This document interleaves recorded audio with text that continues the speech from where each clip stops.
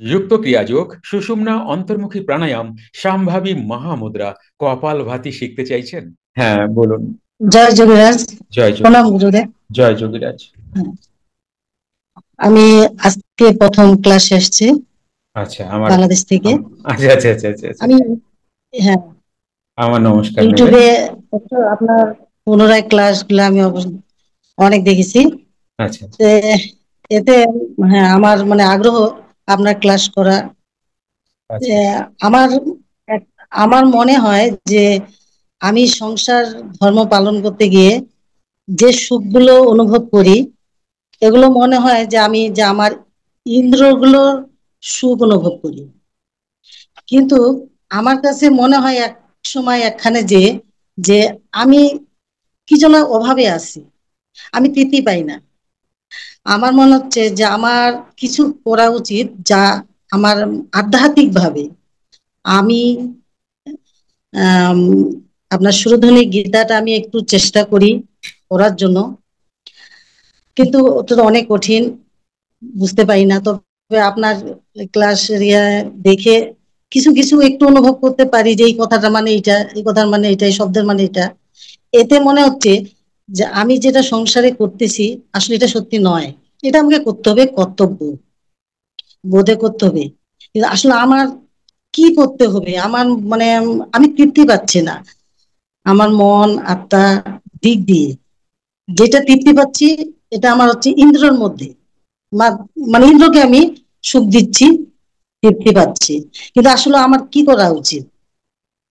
আমি কিছু কর্ম করতে চাই ঈশ্বরের, শ্বাসের, প্রাণীর। এর জন্য আপনার পথ দেখানোটা আপনি আমাকে দেখাবেন, এটা আমার খুব জরুরি মনে হয়। দেখো, একটা হয় কামনার কর্ম, আর আরেকটা হয় নিষ্কাম কর্ম। তো কামনার কর্মে মন ভালো থাকে, আবার খারাপও থাকে। আর নিষ্কাম কর্মে আমার যে সোল, যেটা অ্যাকচুয়ালি আমি, সে খুব উন্নতির পথে যায়, সে অনেক আপডেট হয়। তো কিছুটা কামনার কর্ম করতে হয়, কিছুটা নিষ্কাম কর্ম করলে মানুষ তৃপ্ত হয়। তো আমি কালকে, আপনি আজকে রাত্রিবেলায় আপনার নামটা হোয়াটসঅ্যাপে লিখে দেবেন। আপনি কি আমার নাম্বার জানেন? মানে জ্ঞানীগুরুর হ্যাঁ, নাম্বার কি জানেন? হ্যাঁ, হ্যাঁ, তাহলে হ্যাঁ, ওখানে হ্যাঁ। আপনার নাম, আর আমি আপনার সাথে এই বিষয়টা নিয়ে জাস্ট আমি কথা বলতে চাই, এইটুকু বলে দেবেন যে ক্লাসে কথা বলেছিলাম। তো আমি আপনাকে এই সোমা ম্যামের নাম্বার দিয়ে দেবো। উনি বাংলাদেশেই থাকেন, কেমন? তো আপনি হুম, একবার সোমা ম্যামের সঙ্গে কথা বলে নেবেন, সোমা ম্যাম আপনাকে বুঝিয়ে দেবেন টোটালটা, কি করতে হবে না করতে হবে, কি আছে না আছে, কেমন? বাংলাদেশের গায়ত্রী হুম, আছে, কেমন, সৌরভ আছে, হ্যাঁ, পূর্ণিমারা আছে, কেমন, ওরা অনেক বহু বছর ধরে আমার সাথে আছে। তো আপনি লিখে দেবেন হোয়াটসঅ্যাপে, আপনি সোমা বিশ্বাস ম্যামের সাথে একবার কথা বলে নেবেন, কেমন? ও আপনাকে আচ্ছা। জানিয়ে দেবে। বাকি আপনার যদি আমার সাথে কথা বলতে হয়, কালকে 11টার পরে একবার আমাকে হোয়াটসঅ্যাপ করবেন যে আমি আপনার সাথে একবার কথা বলতে চাইছি। ওকে, বুঝে গেল? ক্লিয়ার? হ্যাঁ, হুম। জয় জগন্নাথ, জয় জগন্নাথ। হ্যাঁ, দীপালি, বলো। জয় যোগীরাজ, প্রণাম গুরুজি। জয় যোগীরাজ। গুরুজি, হ্যাঁ। আমি কিভাবে কৃতজ্ঞতা স্বীকার করব? আরে, কি চালাক মেয়ে! একে তো শরীর ভালো রাখার জন্য দিয়েছিলাম, এবারে বলতেছে যে আমার আপ্লিমেন্ট কিভাবে হবে। জলের মধ্যে আমার আপ্লিমেন্ট আছে, ইমপ্লিমেন্ট করতে যদি পারো, ঠিক আছে। এটা তুমি মঙ্গলবার ক্লাসে আমাকে বলো, কেমন? ঠিক আছে। আর 5 টাকা দেবা, এটা আরএমপি টেকনিক। 5 টাকা দেবা, এটা এটা এটা ওয়াইএমপি টেকনিক না। বুঝে গেল আর দীপালি? একটা জিনিস, না, আগে হ্যাঁ, আগে না না না, আগে 5 টাকা দেবা কিন্তু। ঠিক। আরে, আরেকটা আমি কথা, ট্রান্সফার করা যাবে না, আমার গোল্ড কয়েন লাগবে 5 টাকা। তো 5 টাকা টুক করে তুমি গুগল পে ফোন পে দিয়ে করবা, ওই টাকা না, গোল্ড কয়েন। আচ্ছা, কার কার কাছে আমি 5 টাকার কয়েন পাই? কেউ দেখে হাত তোলে না। হ্যাঁ, সোমার কাছে পাই, আর হাত তোলো তো। কার কার কাছে 5 টাকার কয়েন পাই আমি? দেখি। আরো অনেকজন আছে কিন্তু হাত শুভ্রা আছে, শুভ্রার কাছে পাই আমি অনেকগুলি। এই সেই দীপালি, প্লিজ জল খেয়ে আসো, একটু যাও, জল পান করে আসো, যাও যাও যাও যাও যাও, আমি ওয়েট করছি তোমার জন্য। শুভ্রার ঠিক কাছে আছে। পাই, ইয়েস, শুভ্রার কাছে অনেক পুরনো হয়ে গেছে। আর তাহলে এই ক্লাসে নাই, 5 টাকা অনেকের কাছে পাই আমি। এই লট চলে গেলে আর পাবা না, এই লটরে কাজে লাগাও। এই লট মানে এই বয়সের লট, এই লটটা চলে গেলে আর পাবা না, আর পাবা না। কারণ এখন নিচের দিকে নামছে তো, কলিযুগ একদম নিচের দিকে নামবে এবার, বোঝা গেল? তো এই লট চলে গেলে আর কিন্তু পাবা না। এই লটকে ধরার চেষ্টা করো, এই লটের কথাবার্তাগুলো লিখে রাখো এবং ওটার উপরে অ্যানালাইসিস করো নিজের বুদ্ধি দিয়ে, মানে রিসার্চ করো কথাগুলোর উপরে, তবে গিয়ে আরো অমৃত উঠবে। হ্যাঁ গো, আমি তো বলে গেলাম। ধোয়া ধরারও তো কেউ নাই। গায়করে এত গাওয়াইলে গায়কের গলা বসে যাবে তো, কেউ তো ধোয়া তো ধরো। তোমরা কেউ তরজা গান শুনছো? কে কে শুনছো তরজা গান? হাত তুলে ফেলাও। কে কে শুনছো মানে হাত তুলে ফেলাও। আচ্ছা ছাড়ো, কবি গান শুনছো? এবার হাত তোলো। কবি গানটারই আগে বোধহয় তরজা বলতো কিনা, আমরা ছোটবেলায় তরজা তরজা শুনেছি, জানি না। তো কবি গানে কবি যিনি গায় তিনি তো গায়, পেছনে ধোয়া লোক থাকে, তো কি হয়, যিনি গান তিনি একটু রেস্ট পান। তো তোমরা একটু কিছু বললে আমি একটু রেস্ট পাই, কি বলো?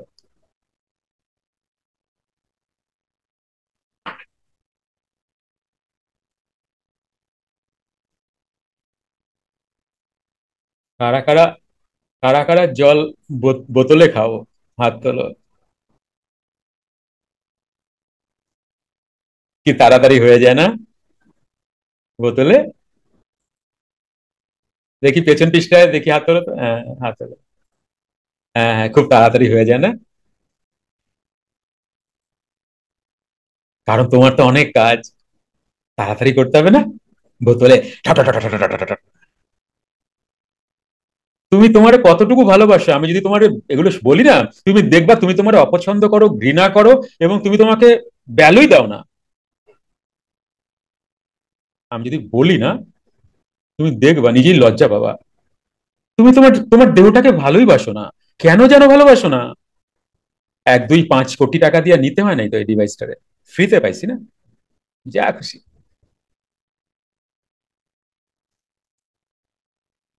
গ্লাসে জল খাও,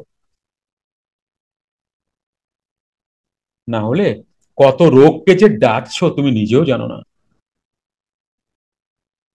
গ্লাসে জল খাও, আর পারলে একটু চাবাইয়া খাও। কি বুঝলা?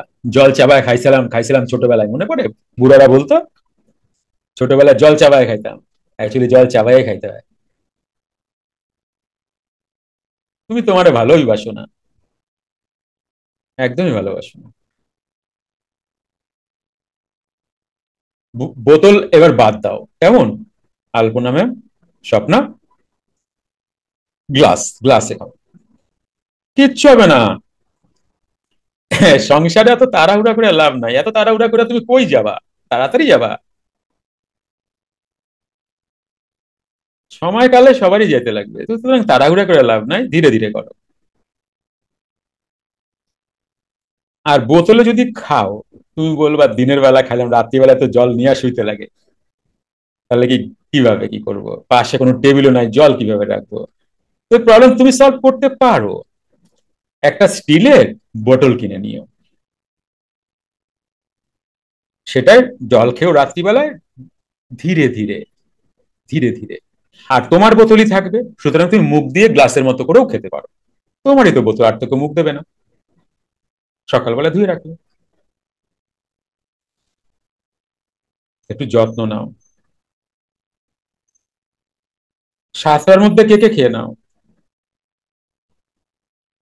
বাহ।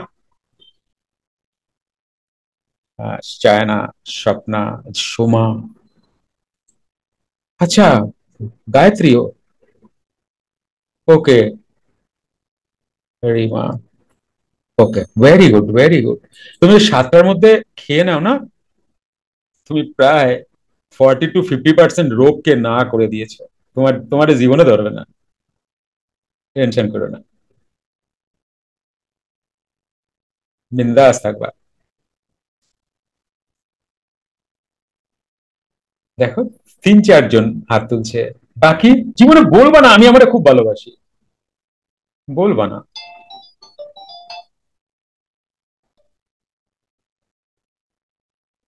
আজ থেকে আর বলবা না। হ্যালো, শুনছো? সুমন বলবে আমি তো কাজের থেকে 9টা 10টায় আসি, তাই না? হ্যাঁ, এক্সকিউজ তো আমরা দেবই। আচ্ছা, শরীর খারাপ হলে কি হয়? কষ্ট কে পাই, আমি না পূর্ণিমা? আচ্ছা, তুমি পাও তো। তাহলে যত্নটা কাকে করতে হবে? আমাকে? তোমাকে। রাত্রে কি খাওয়াটা কি হয়? কথার কথা। সকালে খেয়ে বেরোবো 8টা রুটি, না পারলে খাস না, আমি বলছি 8টা রুটি। দুপুরে খাবো 4টে রুটি, রাতে খাবো 2টো রুটি। এইভাবে খাবার ভাগ হয় সকাল থেকে রাত। তাহলে রাত্রিবেলায় পাশে আশেপাশে দোকান থাকবে, 2টো রুটি দিয়ে খেয়ে নেবো, হয়ে গেল। আর রাত্রিবেলা যদি খুব খিদে পায়, একটু ছাতু এনে রেখে দেবো, গুলিয়ে জল খেয়ে নেবো। 1-2 সপ্তাহ একটু খিদা খিদা পেতে পারে, তারপরে হ্যাবিচুয়েট হয়ে যাবে। বোঝা গেল? এক্সকিউজ দিও না। এখন টানবে না নার্সিং হোম, তুমি খাবে না তো? তোমার টাকায় ওনারা আপেল কাইটা কাইটা খাবে, তুমি খাবে না তো? তোমার টাকায় খাবে ওনারা, কুচ কুচ করে কাটবে আপেল আর খাবে। কি বুঝতে পারছো? কি বুঝতে পারছো? তুমি টাকা জমাচ্ছ তো, জমাও, জমাও, জমাও। হ্যাঁ, টাকা জমা, কিছুদিন তোমার কাছে থাকবে, তারপরে এটা নার্সিং হোমের ডক্টররা নিয়ে নেবে ভাগযোগ করে। তাই আজই নিজের জন্য করো, তাহলে নার্সিং হোমকে দিতে হবে না। হলো? সোমা, ইয়েস সোমা, এই দীপালিও কিছু বলো, বলো।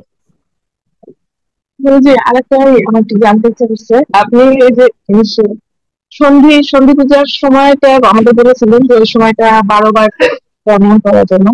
এখানে আমার একটু জানতে ইচ্ছা করছে যে যোগীরাজ বাবা সন্ধিক্ষণটা আমরা জানি যে পুরাণ অনুযায়ী যে মা দুর্গা ওই সময়টা হলো অসুর বধ করেছিলেন, মহিষাসুর। তা যোগী বাবা ঠিক ওই সময়টায় উনি দেহ ছাড়লেন, এই এই সময়টাকে ওনার বেছে নেওয়ার মধ্যে কি কোনো মাহাত্ম্য আছে? দেখো, আমরা তো, তোমরা যে দুর্গাপূজা করো, এই দুর্গাপূজার সঙ্গে আমাদের কোনো রিলেশন নাই। তাই এই যে মা অসুরকে বধ করছিলেন, এগুলির সাথে আমাদের কোনো রিলেশন নেই, আমরা এগুলো তাহলে ওই জানি না। আমরা এগুলো জানি না। আর একটা বুঝি আপনি এই যে অনেকদিন আগে থেকেই তো আমাদের বলেছিলেন যে সন্ধ্যা 7টার মধ্যে রাতের খাবার খেয়ে নিতে। হ্যাঁ, তা আমার আমার এই সংসারে কাজকর্ম করে দুপুরে খাবার খেতে খেতে এমনিতেই আমার 4টা বেজে যায়। তো ওই কারণে আমি এখন এই দুপুরের খাবারটা মোটামুটি একটু হালকা দিয়ে রেখে ওই 4:30 5টার দিকে হলো আমি খাই, তারপরে খাই। তো ওই সময়টা খেলে না, তারপরে রাতে খাওয়া তুমি তুমি একটা থাকে কাজ করো, তুমি 9টা 9:30, তুমি ওঠো কটায়? সকাল 6টার দিকে। 6টার দিকে ওঠো, তো একটা টিফিন তো হয়, কারণ ভাইরা বেরিয়ে হ্যাঁ, যাচ্ছে, তাই না? হ্যাঁ, ওই সকাল সময়, উঠতে হয়। হ্যাঁ ওই সময় তুমি খেয়ে নাও, বেশ করে ওই সময় খেয়ে নাও। দুপুর একটু কম খাবা। আর রাত্রিবেলা যদি খেতে ইচ্ছা না করে, ঠিক আছে, রাত্রিবেলায় 9টা 10টা 11টা, তুমি তো আরএমপি করো, আরএমপি করলে তোমার 10:30 11টা বেজে যায় রাত, তাই না? তুমি ওই সময় একটু ছাতু গোলা খেয়ে নিও। তবে চেষ্টা করো নুন নুন দিয়ে, কম নুন দিয়ে খেতে, চিনিটা মানে সাদা চিনিটা অ্যাভয়েড করো। চিনি থাকবে। আর যদি সম্ভব হয় তুমি আখের গুড় আছে, গুড় বা মধু, সাদা চিনিটা একদম নিও না। সাদা চিনি, ময়দা আর নুন যত কম নেবা তত ভালো। ওই যে আপনি যে বলেছিলেন রাত 8টায় হলো প্যানক্রিয়াসের কাজ কাজ হ্যাঁ, বন্ধ শেষ, হয়ে যায়। বন্ধ হয়ে যায়। ওই কারণে আমি ভাবছি যে তাহলে রাত 8টার পরে আমি যাই খাই না কেন সেখানে তাহলে আমার শরীরে ওগুলো জমাই থাকে। না, না, না, না, না, দেখো, যদি খুব খিদা পায়, তবে হ্যাঁ, এই যে ছাতু গোলাটা খাবে, এটার আর ঘুমের গ্যাপটা যেন 1-1.5 ঘন্টা থাকে, নাহলে ওই ছাতুগুলা 1-2 চামচি খিদে পেলে, আর ছাতু শরীরকে খুব একটা ক্ষতি করবে না। আর ও মানে 1-2 ঘন্টা তুমি যখন আছো, তখন ওই তোমার কাজ সংসারের শেষ কাজটুকু করে যেতে হয়, তো তো ওই সময় ও হজম তো হয়ে যাবে, বাট গ্লুকোজের ভাগ কম থাকবে বলে ইনসুলিনের প্রয়োজন তেমন একটা হবে না। এটাই বলার ছিল অ্যাকচুয়ালি। তবে এই সিস্টেমটা ভালো না, 7টার মধ্যেই মুখ বন্ধ করে দেওয়া উচিত। আমি যদি দুপুরের খাবারটা যে আমি বিকেল 5টার দিকে যে খাচ্ছি, তারপরে রাতে আমার ক্ষুধা এরকম কোনো কষ্ট হয়? আচ্ছা, যদি তাই হয়, কিন্তু সকালের দিকে একটা ভারী খাবার খেয়ে নিও, এটাই আমার বলার। হ্যাঁ, যে সকালে খাই হ্যাঁ, হ্যাঁ, হ্যাঁ, তাহলে আর কোনো অসুবিধা নেই। আর রাতে যদি একটু আধটু ক্ষুধা পায়, তাহলে ছাতুটা অ্যালাউ করা, ফল তো খাওয়া যাবে না রাতে। আর আরেকটা কথা, সকালে 2টো ফল অবশ্যই খাবে, 1টা কিংবা 2টো ফল অবশ্যই খাবে। শুধু সোমা না, সবাইকে বলছি, তাহলে কি হবে, পেটের সমস্যা হবে না। ফল তোমাকে পুরো সুন্দর করে পেট সাফ করে দেবে। আর পেট না সাফ হলে তো অনেক রোগ আসবে না। ফলটা 2টো ফল খেয়ে নেবে। কটায়? 9টা থেকে 10টার মধ্যে খেয়ে নেবে, এটা ঠিকঠাক টাইম। 12টার পরে আর ফল না, আর ফল না, স্টপ। কেউ সাধলেও না, শনি পূজার ইয়েও না। শনি পূজা দে দে দে দে ভাই খাই, ওরমও না, ভয় পাইতে লাগবে না, চিন্তা নেই। শনি ঠাকুর রাগ করবেন না, ফল খাবাই না, বুঝে গেল? কোন ঠাকুরের ফল এই খেতেই হয়, হ্যাঁ একটুখানি নেবা, এ সামান্য নিয়ে নমস্কার করে মুখে দিয়ে দেবা, একটুখানি নাম মাত্র। যদি মন কচকচ করে আর কি, এ বাবা শনির যদি দৃষ্টি আসে, আবার যদি 18 সাথী হয়, তাহলে তো সাড়ে 7ই হয়ে যাবে। এ বাবা, সাথী হারা কত কিছু হয় না জগতে, মনে একটা গিল্ট ফিল হয়, তো একটুখানি নিয়ে মুখে দিয়ে দেবা।